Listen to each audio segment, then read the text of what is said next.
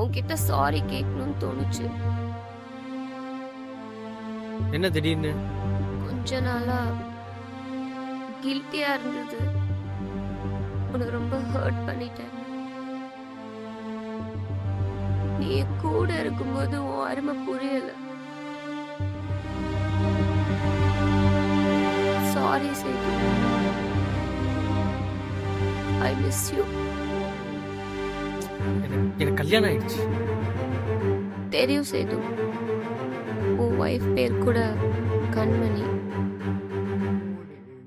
கல்யாணத்துக்கு கூப்பிடுவேன்னு எதிர்பார்த்தேன். நான் சந்தோஷமா நிம்மதியா இருக்கேன். இனிமே எனக்கு ஃபோன் பண்ணாத, மெசேஜ் பண்ணாத. பாய்.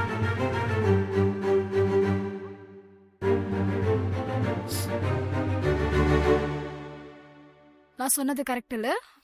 என்ன கரெக்ட்? மொட்டை மாடி வந்தா நல்லா டவர் கிடைக்கும்னு அதான் சொன்னேன். டவர் தானே கிடைச்சது. ஐயோ.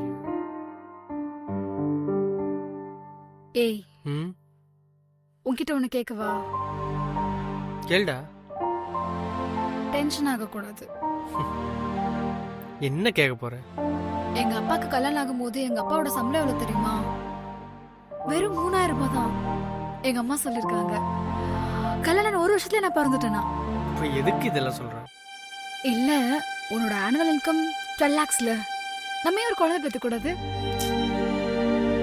என்னோட சேர்மனோட ஆனுவல் இன்கம் 25 lakhs. நான் அவரை மாதிரி ஆகணும்.